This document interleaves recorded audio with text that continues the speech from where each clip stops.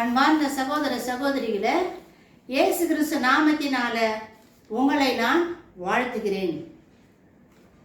கடந்த நிகழ்ச்சி நம்ம 19வது அதிகாரம் 1-6 திருவசனங்கள் பார்த்தோம். பரலோகத்தில் திரளான மக்கள் இடுகிற ஆரவாரமும் 4 ஜீவன்களும் வணக்கமாய் விழுந்து என்னென்ன பண்ணாங்க, எப்படி கடவுளை தொழுது கொண்டாங்க, அல்லேலூயா என்ற பாட்டு சத்தமெல்லாம் பாடினாங்க அப்படின்றதெல்லாம் சென்ற கடந்த நிகழ்ச்சியில் நம்ம பார்த்தோமா. இப்போ நம்ம என்ன பார்க்க போறோம்னாக்கா, இப்போ ஆட்டுக்குட்டியானவருடைய கல்யாணம் வந்தது அப்படின்னு வசனத்துல வெளிப்படுத்தின விசேஷம் 19வது அதிகாரம் 7வது வசனத்துல எழுதியிருக்கு. இப்போ இந்த கல்யாணத்தை பத்தி நம்ம அறிஞ்சிக்கணும் அப்படின்னா, அந்த மணப்பெண் திருமணம் செய்து கொள்ள போற அந்த மணப்பெண் எப்படி இருக்கணும் அப்படின்றத பத்தி நம்ம தெரிஞ்சுக்கணுங்க. யார் மணவாட்டி? அந்த ஆட்டுக்குட்டியானவருடைய கல்யாணம்னாக்கா அவரை திருமணம் செய்து கொள்ள போற பெண்ணு யார், அவ எப்படி இருக்கணும்? அப்போ மணமகனை மாதிரி தானே மணமகளும் இருக்கணும்னு ஆசைப்படுவாங்க. அதனால இப்போ நம்ம அதை தெரிஞ்சுக்கணும்னாக்கா உன்னத பாட்டுக்கு போகணும். உன்னத பாட்டு நம்ம படித்து தெரிஞ்சாதான் இதனுடைய விளக்கம் நம்மளுக்கு நல்லா புரியுங்க. உன்னத பாட்டு அதாவது இனிமை மிகு பாடல் அப்படின்னு இன்னொரு வேதாகமத்தில் எழுதியிருக்குதுங்க. அப்போ இந்த உன்னத பாட்டுல சூலமித்தியால பத்தி எழுதப்பட்டிருக்குதுங்க. சூலமித்தியால பத்தி எழுதப்பட்டிருக்குது. ஏன் அந்த நம்ம பரிசுத்த வேதாகமத்துல இந்த திருமண பாடலை கொண்டு நுழைச்சி வச்சுக்கிறாங்க? இந்த காதல் கவிதையை கொண்டு ஏன் உள்ள சேர்த்து வச்சிருக்கிறாங்க? நான் சில நேரத்தில் அதை படிக்க சொல்ல கூட, என்ன இந்த மாதிரி பரிசுத்தமான இந்த வேதாகமத்தில் கொண்டு இந்த காதல் கவிதையெல்லாம் கொண்டு நுழைச்சிக்கிறாங்களே அப்படின்னு ஆரம்பத்தில் நான் கொஞ்சம் கஷ்டமாக தான் இருந்துச்சுங்க. ஆனால் இப்போ அதை படிக்க அவ்வளோ ஒரு இனிமையாக இருக்குது, அவ்வளோ ஒரு சந்தோஷமாக இருக்குதுமா. இந்த காரணத்துக்காகத்தான் இந்த காதல் கவிதையை ஆனால் நடந்த உண்மை நிகழ்ச்சிங்க. அது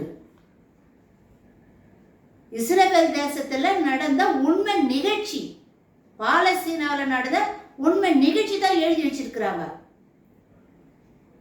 அப்போ அதை பத்தி நம்ம தெரிஞ்சுக்கணும்.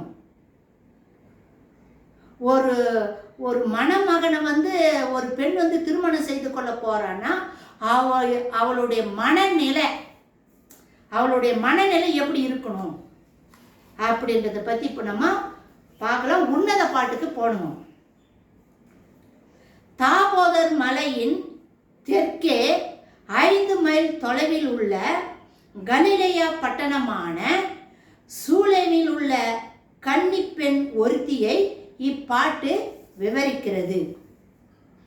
அவள் தனது சொந்த வீட்டிலிருந்து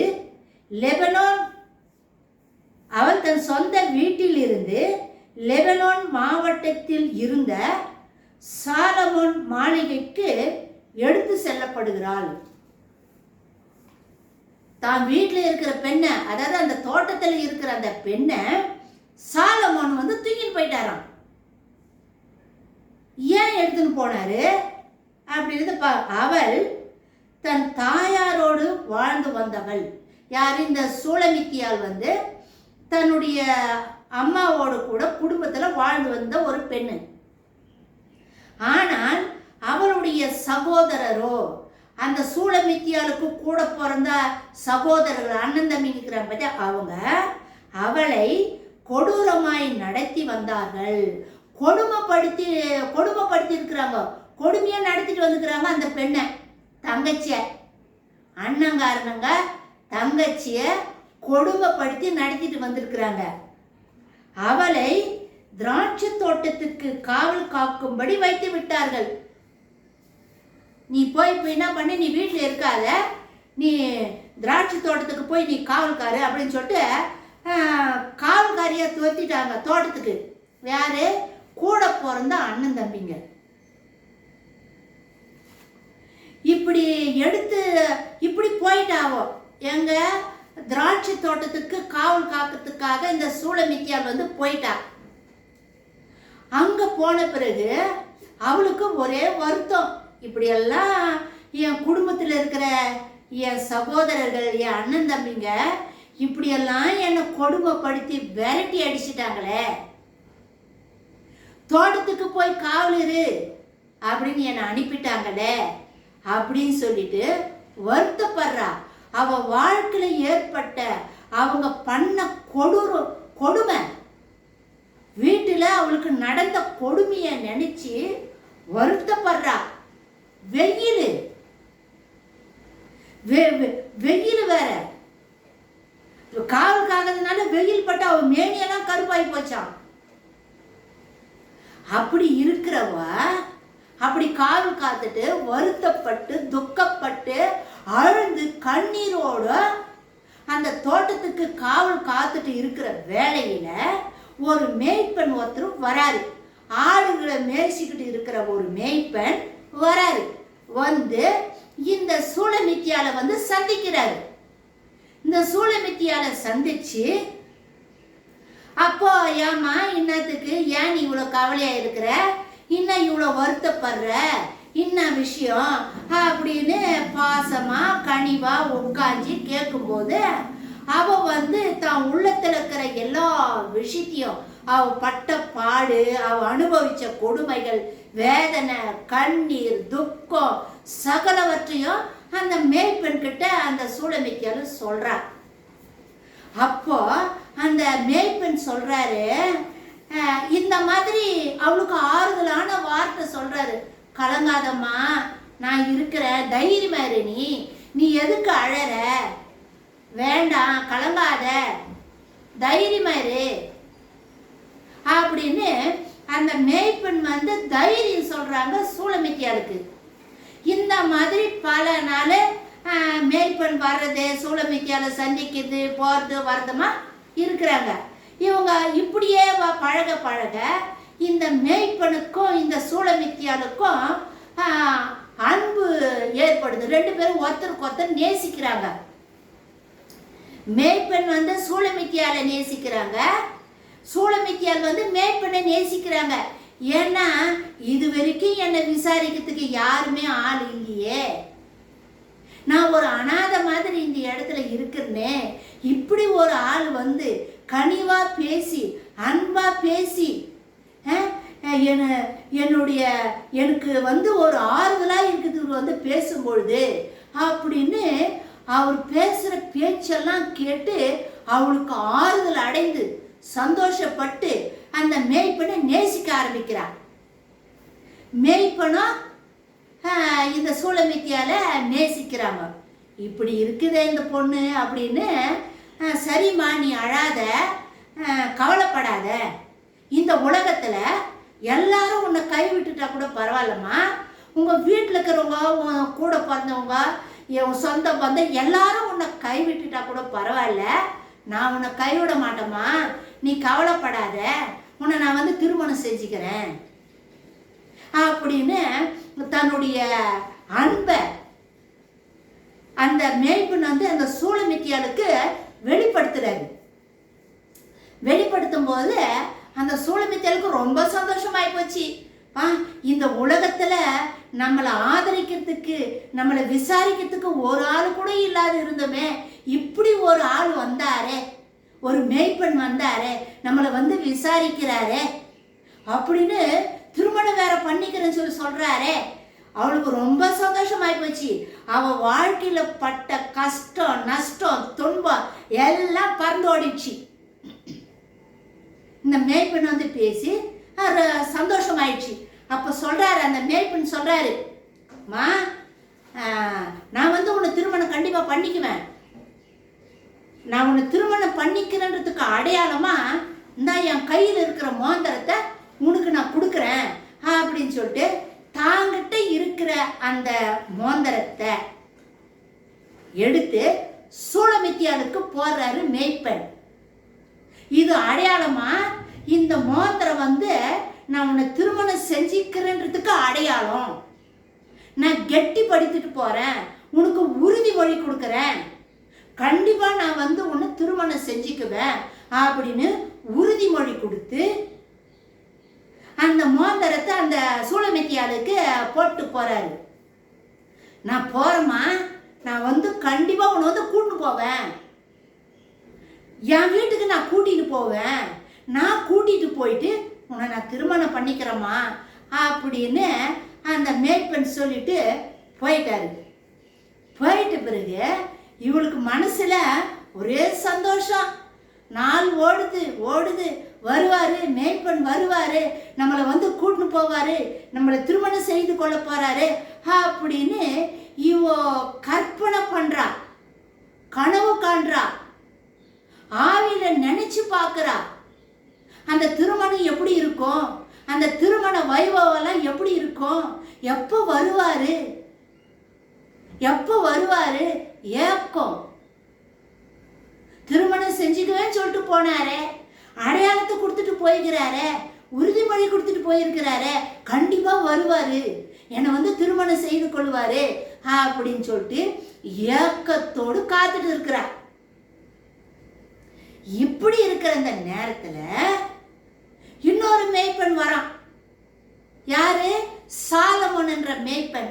அவன் ராஜா இல்லையா, எவ்வளவு நாள் அரண்மனையிலேயே ராஜாவா உள்ளவே அடங்கி இருக்கிறது, நம்ம வெளியே போலான்னு மாறு வேஷம் போட்டுக்கிட்டு ஆட்டுக்காரன் ஆடு மேய்க்கிறவன் போல வேடமெல்லாம் துணியெல்லாம் ட்ரெஸ் எல்லாம் பண்ணிக்கின்னு ஒரு 100 ஆடை ஓட்டிக்கிட்டு மேய்க்கிறதுக்கு வரான். யாரு? சாலமோன்.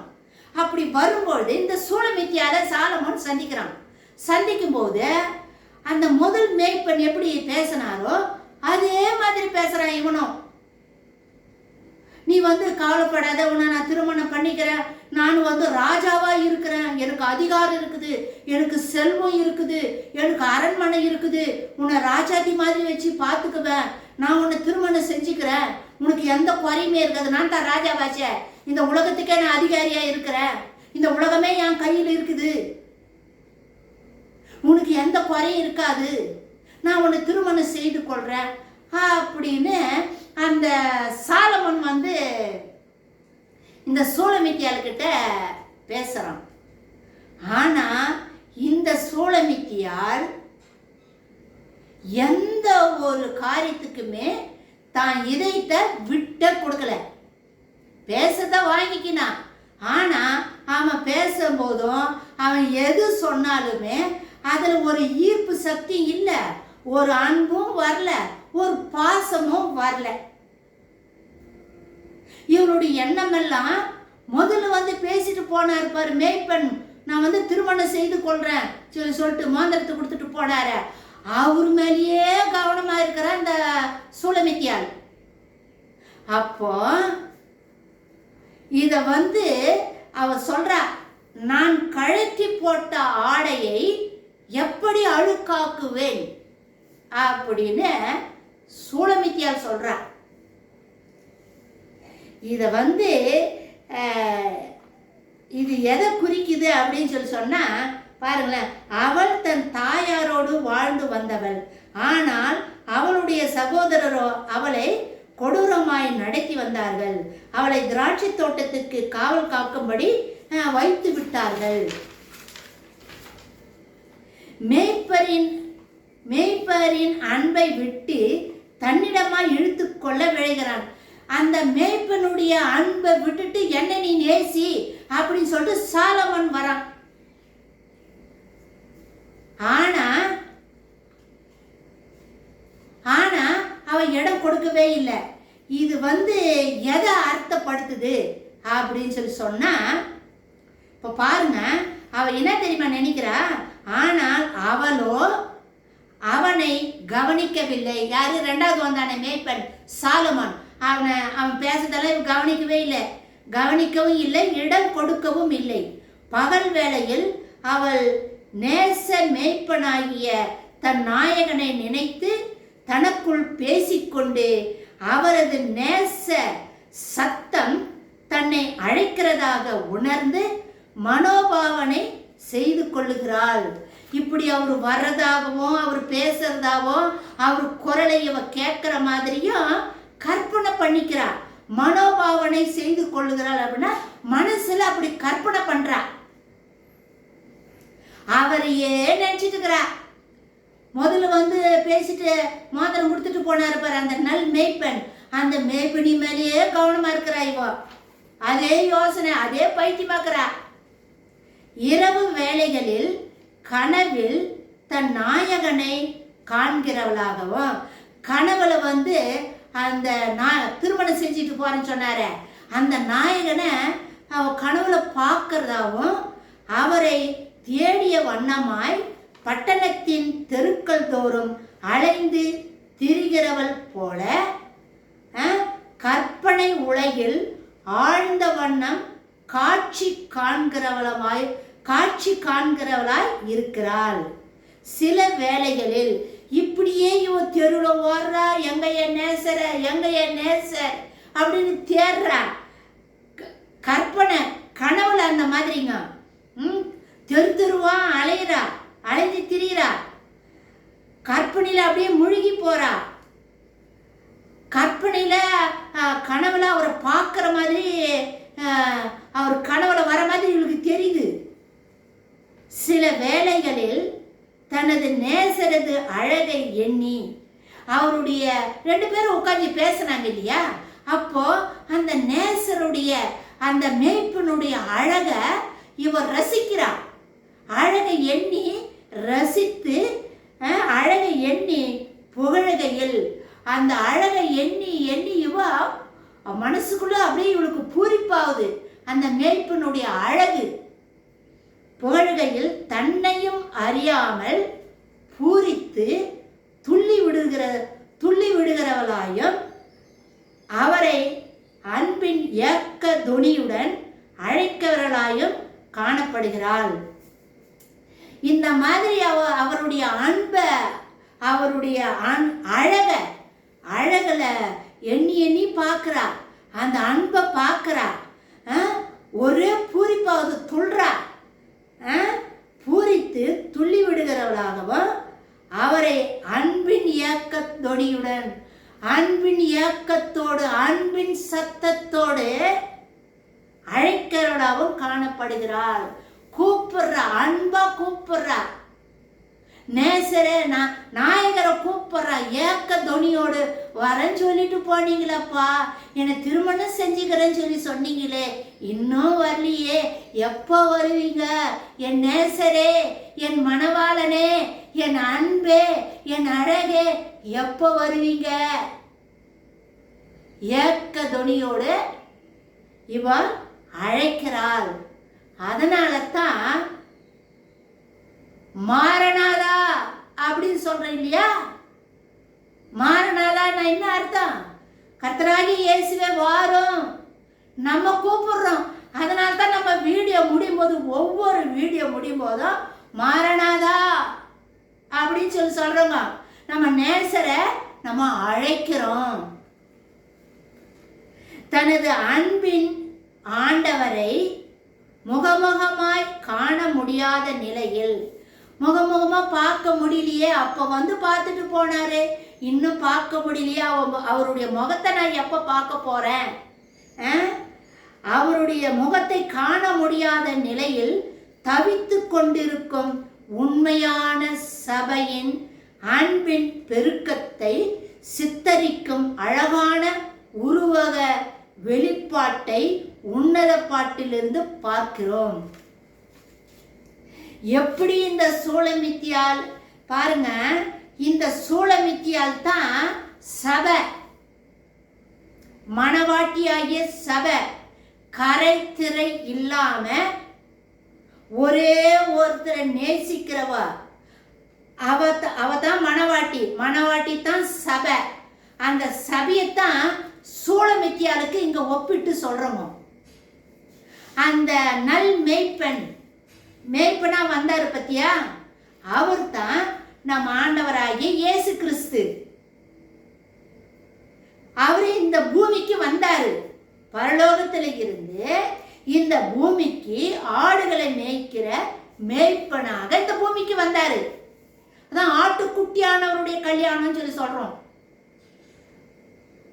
மேய்ப்பனா வந்தாரு. வந்து சபைய, அதாவது ஒரு ஒரு இப்போ என்ன வச்சுக்க, இப்போ தனிப்பட்ட முறையில் ஒரு மனிதன் இந்த உலகத்தால ஒதுக்கப்பட்டு, ஓரங்கட்டப்பட்டு, துன்பப்படுத்தி, நொறுக்கப்பட்டு, நசுக்கப்பட்டு, பிழியப்பட்டு, அடிக்கப்பட்டு, அவளை ஒதுக்கி ஓரம் கட்டுது. எது? துன்பம் கொடுக்குது இந்த உலகம். யாருக்கு? கூட கூட இருந்த சகோதரர் தானே இவளை தோத்திவிட்டாங்க வீட்டை விட்டு. நீ போய் திராட்சை தோட்டத்துக்கு காவல்காரன்னு சொல்லிட்டு. அதே மாதிரி தான் நம்ம சொந்த பந்தம், நம்ம யாரை நேசிக்கிறோமோ, நம்ம யாரை நம்புறோமோ, அவங்க நம்மள விரட்டி அடிச்சிட்டாங்க. ஆதரிப்பாங்கன்னு நினைச்சோம், ஆதரிக்கலையே. கை கொடுப்பாங்கன்னு நினைச்சோம், கை கொடுக்கலையே. என்னை சேர்த்து பிடிப்பாங்கன்னு நினைச்சேன், ஆனா சேர்த்து பிடிக்கலையே. நான் என்ன தப்பு பண்ணேன்? என்னை விரட்டி அடிச்சிட்டாங்களே. சொந்த வீட்டில் இருந்து என்னை கொடுமைப்படுத்தி, என்னை வேதனைப்படுத்தி, என்னை துரத்திட்டாங்களே அப்படின்னு சொல்றதுக்கு என்ன தெரியுமா அர்த்தம்? இந்த உலகம் நமக்கு இப்பேற்பட்ட, அதாவது பாவத்தினால, பாவம் செய்யும் பொழுது நம்ம காயப்படுறோம். பாவம் செய்யும் பொழுது நம்ம காயப்பட்டு, நொறுக்கப்பட்டு, நம்ம புறக்கணிக்கப்படுறோம். இந்த இப்போ சப்போஸ் ஒரு ஆள் வந்து இயேசு கிறிஸ்துவை ஏற்றுக்கொண்டாங்க ஒரு குடும்பத்தில் அப்படின்னா, அந்த குடும்பத்தார அந்த ஆளை விரட்டி அடிச்சிடுவாங்க. உனக்கு இந்த இடம் கிடையாது. நம்ம என்ன மாதிரியாலும் நீ போய் அந்த கடவுள் கொண்டு இங்கே வேண்டாம் வேண்டாம்னு சொல்லிட்டு இன்னைக்கு கூட இந்த உலகத்தில் நடக்குதுங்க. உண்மையான நிகழ்ச்சி நம்ம பார்க்குறோம். ஏன் நம்ம இந்தியாவில் கூட பார்க்குறோம் இல்லை? எத்தனை சபைகளை ஆராதிக்கும் போது எந்த அதிகாரத்தில் வருவ, எப்படி நீ வணங்குவ, எப்படி நீ ஆராதிக்குவ, உனக்கு யார் அதிகாரம் கொடுத்தது? மிரட்டுறான், உருட்டுறான், கட்டி எடுத்துட்டு வரான், அடிக்கிறான், நொறுக்குறான், சபைய பிச்சு போடுறான், இடிக்கிறான், கொலையை செஞ்சு போட்டுறான். பாகிஸ்தான்ல கூட ஒரு சகோதரி ரத்த சாட்சியா மறிச்சாங்கனால செய்கிறப்ப, நம்ம நாட்டில் கூட எத்தனையோ கிறிஸ்துவருக்கு, உண்மையான சபை நடத்துகிற உண்மையா இருக்கிற கிறிஸ்துவர்களுக்கு இந்த உலகம் என்ன மாதிரியான துன்பத்தை கொடுக்குது, என்ன மாதிரி வேதனையான கொடுக்குது. அப்படி துன்பப்பட்டு, வேதனைப்பட்டு, நோயால, கஷ்டத்தால, கடன் தொல்லையினால, அன்பு இல்லாம நொறுக்கப்பட்டு நம்மளை புறக்கணிக்கப்படும் பொழுது இந்த உலகத்துல வாழவே முடியாது அப்படின்னு ஓரங்கட்டு தள்ளப்படும் பொழுது, அப்படிதான் இன்னைக்கு உலகம் தள்ளிடும். தள்ளப்படும் பொழுது நம்ம ஆண்டவராகி இயேசு கிறிஸ்து மேய்ப்பனாக வராரு, நம்மளை தேடி வராரு. அழுது கொண்டு இருக்கிற உன்னையும் என்னையும் பார்த்து நம்மளை தேடி வராரு. நம்ம கண்ணீரை துடைக்க வராரு, நம்ம கஷ்டத்தை போக்க வராரு. கலங்காதே, திகியாதம்மா, நான் உன் கூட தான் இருக்கிறேன், பயப்படாத, நான் உன் தேவனாய் இருக்கிறேன், உனக்காக நான் ரத்தத்தை கொடுத்துருக்கிறேன், என் ஜீவனை கொடுத்துருக்கிறேன், எதுக்கு பயப்படுற அப்படின்னு நம்ம ஆண்டவராகிய இயேசு கிறிஸ்து நம்மளை தேடி வந்த நல்ல மேய்ப்பன். நம்மளை தேடி வந்து நம்மளுக்கு ஆறுதல் படுத்தி, நம்ம பாவத்தை எல்லாம் கழுவி சுத்தம் பண்ணி, நம்மளை ஆற்றி தேற்றி, நம்மளுக்கு மீட்பின் ஆடிய நம்மளுக்கு கொடுக்குறாரு. அந்த அந்த மேய்ப்பெண் வந்து, நான் வந்து உன்னை திருமணம் செய்து கொள்றேமா அப்படின்னு சொல்லிட்டு அந்த திருமணத்துக்குரிய அடையாளமாகத்தான் அந்த மோதிரத்தை கொடுத்தாங்க இல்லையா. அது வந்து ஆவிக்குரிய அர்த்தம் என்னன்னாக்கா, மீட்பின் ஆடை.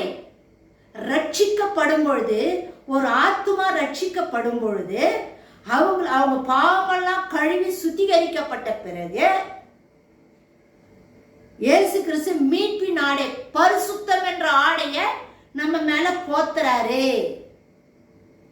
அதான் அடையாளம், மீட்பின் அடையாளம், நிச்சயதார்த்தத்துக்குரிய அடையாளம்.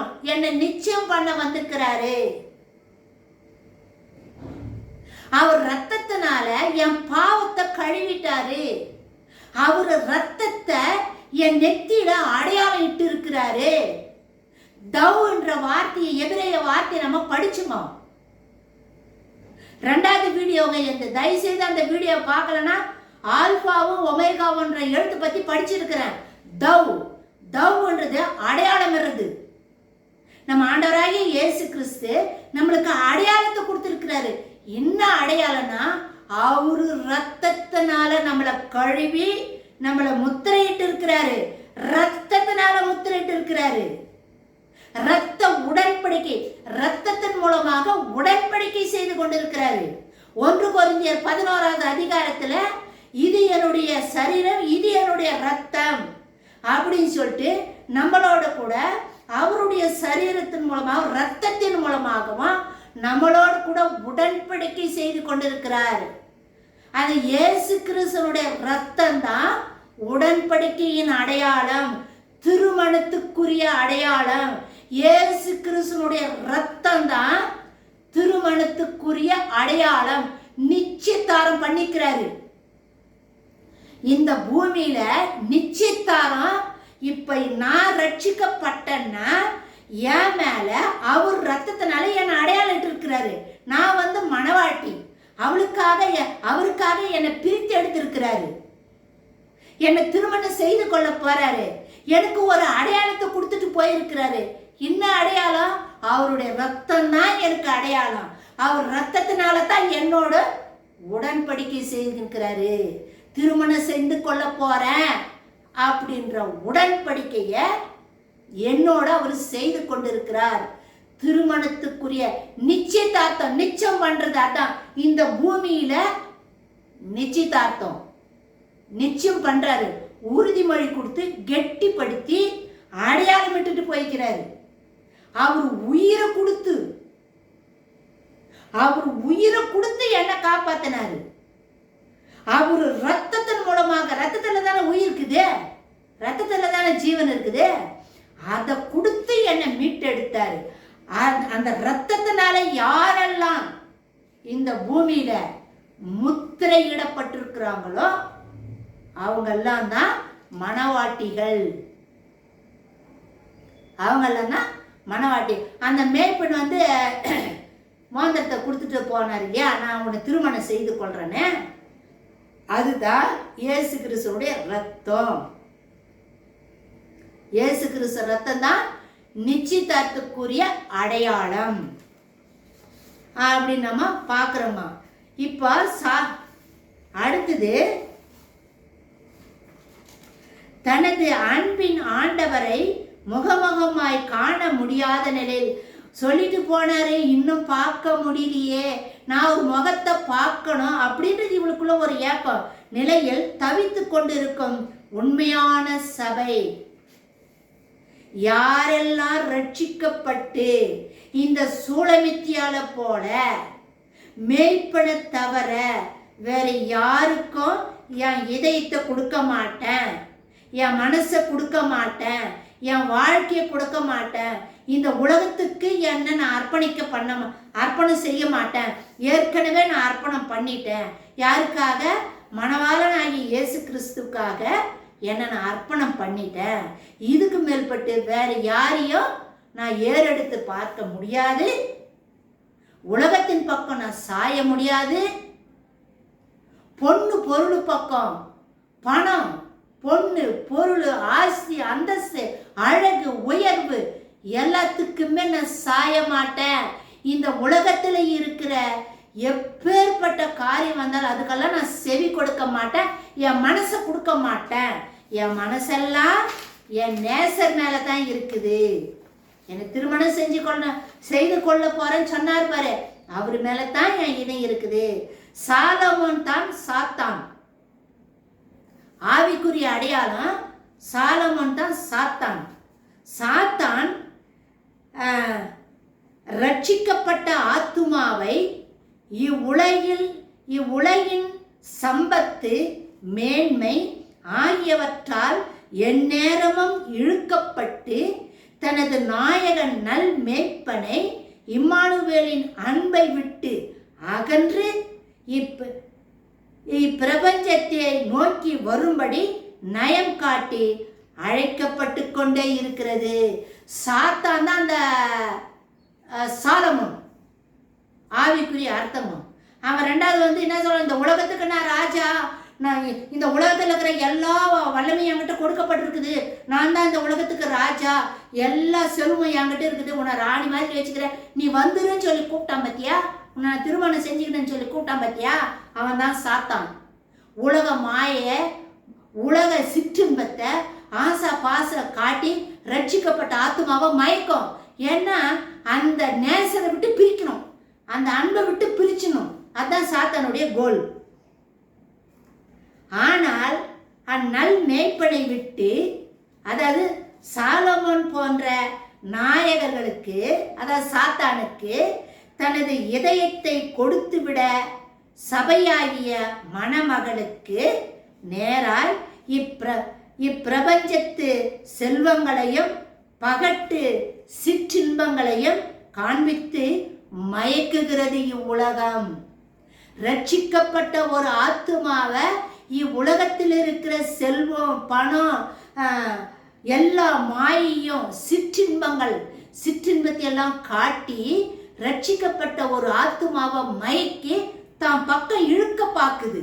அதுதான் சாலமோன் சொன்னது, நான் ராஜாவா இருக்கிறேன், எனக்கு எல்லா மேன்மை இருக்குது, நான் உன்னை திருமணம் பண்ணி நீ வந்துருன்னு சொல்லி கூடுது. அதான் அர்த்தமா. செல்வ செருக்காய் வாழும் உலகத்தின் ராஜாக்களோடும் உலக அரசாங்கங்களோடும் தொடர்பு வைத்து வேசியாக கருதும்படி உலகத்தோடு ஒன்றாக கலந்துவிட்ட கள்ள மார்க்க சபை என்பதான தனது சகோதரியை போல முறைகேடாய் நடக்க தூண்டப்படுகிறாள். யாரு? இந்த பாரு, என்ன நீ மட்டும்தானா பொண்ணு, இவங்கெல்லாம் எப்படியெல்லாம் வாழற, அவங்கெல்லாம் தான் கிறிஸ்துவ, அவங்கெல்லாம் கூட எல்லா தெய்வம் ஒரு தெய்வம் சொல்லி சொல்றாங்க, எல்லாம் ஒண்ணு. இப்போ கடந்த நிகழ்ச்சியெல்லாம் கூட பாருங்க, போப் என்ன சொல்லிக்கிறாரு, போப் தான் கள்ள சபை, எல்லா தெய்வமும் ஒண்ணு. என்ன சொல்றாரு, வேசியாக கருதும்படி உலகத்தின் ராஜாக்களோடும், யாரெல்லாம் உலகத்தில் இருக்கிற ராஜாக்களோடு அரசியல்வாதிகளோடு கூட தொடர்பு வச்சுட்டு இருக்கிறாங்களோ அவங்க எல்லாரும் உலக அரசாங்கங்களோடும் தொடர்பு வைத்து வேசியாக கருதும்படி. இவங்க எல்லாம் கிறிஸ்துவங்க தான், ஆனா அரசாங்கத்தில் இவங்க தொடர்பு வச்சுட்டு இருப்பாங்க. தொடர்பு வச்சிருந்து வேசியாக கருதும்படி. வேசின்னா எல்லாத்தையும் வணங்கலாம், உண்மையான மேய்ப்பனை விட்டுட்டு அந்தோனியாரை வணங்க, மாதாவை வணங்க, சவேரியாரை வணங்க, தேவதூதனை வணங்க, எல்லாரும் எல்லாம் ஒண்ணுதான். வேசின்ற அர்த்தத்துக்கு ஏற்கனவே நான் பேசியிருக்கிறேன், தண்ணீர் மேல் இருந்த ஸ்திரீ பத்தி பேசியிருக்கிறேன், வேசின்னா யாரு அப்படின்னு. அப்போ அந்த மாதிரி உலகத்தோடு ஒன்றாக கலந்து விட்ட கள்ள மார்க்க சபை என்பதான தனது சகோதரி போல முறைகேடாய் நடக்கவும் தூண்டப்படுகிறாள். நீயும் அந்த மாதிரி நடு, அவங்களாம் தான் கிறிஸ்துவ, நீ மட்டும் தான் கிறிஸ்துவங்களா பாரு, அவங்கெல்லாம் கூட எங்களுடைய வழிபாடுல எல்லாம் அவங்கெல்லாம் கூட ஒன்னா கலந்துக்கிறாங்க பாரு, நீங்க மட்டும் என்ன கலக்க மாட்டேங்கிறீங்க. அவங்க கூட தான் கிறிஸ்துவ, அவங்க கூட தான் என் கோயிலுக்கெல்லாம் வராங்க, நாங்கள் அவங்க கோயிலுக்கு போகிறோம், வேசித்தனம் அந்த மாதிரி சொல்லி நம்மக்கிட்டே எத்தனையோ பேர் கேட்குறாங்க. நம்மளை சுற்றி இருக்கிறவங்க கூட இந்த மாதிரி கேள்வி நம்மளை கேட்குறாங்க.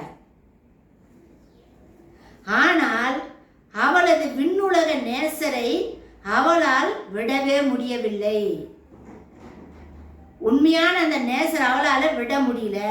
மிகுதியாய் சோதிக்கப்படும் போதும் அவரையே விசுவாச கண்களுடன் நோக்கி பார்த்து ஆவியின் ரூபமாய் தன்னுடன் இருப்பதாக உணர்ந்து அவரையே கனவிலும் கண்டவளாய் அவரது அவரது அழகின் ரூபத்தை காட்சியாக கண்டு ஆனந்தப்பட்டு மகிழ்ச்சியினால் பொங்குகிறாள். கற்பனை பண்றா, வருவாரு வருவாரு. அவர் பேசுறது ஒரு வார்த்தையும் கற்பனை பண்ணி பேசிட்டு இருக்கிறார். பின்பு திடீரென அவர் அவளை விட்டு சிறிது மறையவே, அப்படின்னா அவர் இந்த உலகத்தை விட்டு போயிட்டாரு, பிதா கிட்ட போயிட்டாரு. மீண்டும் உலகத்தோடு போராட்டம் தொடங்கிவிடவே அவளது தனிமையை நிலைக்குலைய வைக்கும்படி அவள் மேல் உலகம் தலை தூக்கி தனது மகிமையெல்லாம் அவளுக்கு அழித்துவிட முன் வருவதாகவும், ஆனால் அவளோ, எதே மணவாட்டியாகிய சபை, அவளோ தன் மேய்ப்பனான நாயகனை மட்டும் விட்டு விலகினால் போதும் என்ற நிபந்தனையுடன் வாக்களித்து நயங்காட்டி சோதிக்கிறது. எது? இந்த சாத்தான் உலகம் இப்படி சோதிக்குது. எப்படி இருந்தாலும் என்னன்னா சொல்லி மயக்கி அந்த நேசரை விட்டு பிரிச்சு வச்சுது. இவங்க அன்பை கல்யாணம் பண்ணக்கூடாது, அவரை நேசிக்க கூடாது, அந்த அன்பை விட்டு நீக்கி விட்டுணும் அப்படின்னு சாத்தான் இந்த உலகமா பண்ணுதுங்க. எவ்வளவு சோதனைகள் நேரிட்ட போதிலும் அவளது அன்பில் மாறுதலோ தளர்ச்சியோ அசைவோ இல்லை. இந்த உலகத்துல இன்னா துன்பம் வரட்டும், இன்னா நடக்கும், ஆஹா என் நாயகரை விட்டு நான் பிரியவே மாட்டேன், சாங்கியம் சடங்கு எதுக்குமே நான் பணிய மாட்டேன். ஏனெனில் அவரை நோக்கி கொண்டிருப்பதெல்லாம் தான் இவ்வுலகத்தை விட்டு எடுப்படும் நாளையும் நாழிகையுமே. அந்த எதிர்நோக்கு மேன்மைக்கு உரியது என்பது அவர் தனது மேன்மையான நாயகனை பரதீசின் வெளியில் சந்திக்கிற வேலை அதுவாகத்தான் இருக்க போகிறது. எவ்வளோ தான் தோணும், என்ன தான் நயங்காட்டினாலும் அவ விட்டே கொடுக்கல. அதனால இவ்வுலகத்தை அவ எதிர்நோக்கி பார்த்துருக்கிறதெல்லாம் எதை எதிர்நோக்கி பார்த்துருக்கிறான்னா, எப்போ வருவாரு, எப்போ வந்து என்னை கூட்டு போவாரு, நான் எப்போ எடுத்து கொள்ளப்பட போறேன் அப்படின்ற எதிர்நோக்கு தான் அவளுக்கு இருக்குது. அந்த எதிர்நோக்கு மேன்மைக்கு அவர் தனது மேன்மையான நாயகனை பரதேசின் வெளிகளில் சந்திக்கிற வேலை அதுவாகத்தான் இருக்கும். எப்போ அவர் சந்திக்க போறான்னா, அவர் வந்து கூட்டு போறாரு. எங்க கூட்டு பரதேசிக்கு கூட்டு போறாரு. பரதேசில தான் ரெண்டு பேரும் சந்திக்க போறாங்க அப்படின்றதான் இந்த சூலமித்தியால பத்தி உன்னத பாட்டுல வர கருத்து. நம் ஆண்டவராகிய இயேசு கிறிஸ்துவுக்கும் மணவாட்டியாகிய சபைக்கும் உள்ள உறவு, அந்த அன்பு, அந்த பாசம் எப்படி இருக்கும்? ஒரு ஆணும் ஒரு பெண்ணும் லவ் பண்றாங்க, ஒருத்தர் நேசிக்கிறாங்க, காதலிக்கிறாங்கன்னா அவங்க எந்த அளவுக்கு ஐக்கியமா நெருக்கமா உண்மையான காதல், பொய்யான காதல் கிடையாது, உண்மையான காதல் எப்படி இருக்குமோ அது போல நம் ஆண்டவராகிய இயேசு கிறிஸ்துவும் சபையும், சபைன்றது ரட்சிக்கப்பட்ட கூட்டம், இவங்க எல்லாருமே இவங்க ரெண்டு பேரையும் சேர்த்து இவங்க ரெண்டு பேருக்குள்ள இருக்கிற அன்பை விவரித்து சொல்றது தான் உன்னத பாட்டு. ஆண்டவராகிய இயேசு கிறிஸ்துக்கும் சபைக்கும் உள்ள அந்த ஆழமான ஐக்கியமான, யாருக்கும் தெரியாத அந்த ஆழமான அந்த புனித அன்பை பற்றி விவரித்து காட்டுறது தான் உன்னத பாட்டு. இப்போ இதை நம்ம தெரிஞ்சுக்கிட்டோம்னாக்கா அடுத்த வீடியோக்கு நம்ம போகிறோம். அடுத்த வீடியோவில் என்னன்றதை நம்ம பார்க்கலாங்க. இந்த செய்தியை எல்லாருக்கும் ஷேர் பண்ணுங்க, சப்ஸ்கிரைப் பண்ணுங்க, கமெண்ட்ஸ் கொடுங்க, லைக் பண்ணுங்க. மாரநாதா.